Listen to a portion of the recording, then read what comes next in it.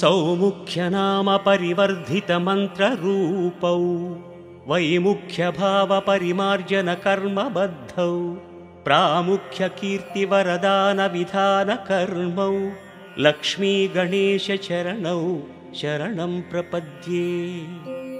श्रेष्ठैकदन्तगजरूपनिजानुभाव्यौ गोष्ठीप्रपञ्चितपुनीतकथाप्रसङ्गौ प्रोष्ठप्रदायकसमुन्नतभद्ररूपौ लक्ष्मीगणेशचरणौ शरणं प्रपद्ये। राजद्विलासकपिलाह्वयरूपभासौ भ्राजत्कलानिवहसंस्तुतदिव्यरूपौ सौजन्यभासुरमनोविषयप्रभासौ लक्ष्मीगणेशचरणौ शरणं प्रपद्ये। विभ्राजदात्मगजकर्णिकया सुवेद्यौ शुभ्रांशुसौम्यरुचिरौ शुभचिन्तनीयौ अभ्रङ्कषात्ममहिमौ महनीयवर्णौ लक्ष्मीगणेशचरणौ शरणं प्रपद्ये। लम्बोदरात्मकतनूविभवानुभाव्यौ बिम्बायमानवरकान्तिपदानुगम्यौ सम्बोधिताखिलचराचरलोकदृश्यौ लक्ष्मीगणेशचरणौ शरणं प्रपद्ये। दुष्टासुरेषु विकटीकृतनैजरूपौ शिष्टानुरनचणौ शिखरायमाणौ सृष्टिस्थितिप्रलयकारणकार्यमग्नौ लक्ष्मीगणेशचरणौ शरणं प्रपद्ये।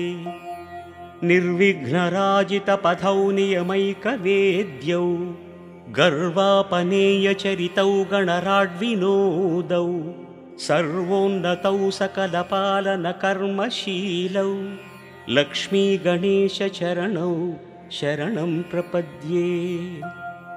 गाणाधिपत्यपदवीप्रविभक्तदीपौ प्राणप्रदानकुशलौ प्रविलासभावौ त्राणोत्सुकौ निरतभाग्यविधानशीलौ लक्ष्मीगणेशचरणौ शरणं प्रपद्ये।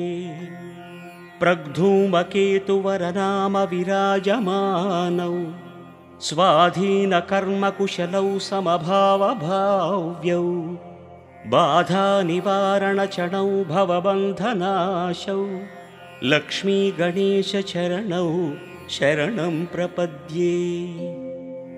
ईशौ गणाधिपतिदिव्यपथानुगम्यौ राशीकृतात्मगुणभाग्यविवर्धमानौ आशान्तदीप्तिविभवौ सुकृतात्मदृश्यौ लक्ष्मीगणेशचरणौ शरणं प्रपद्ये।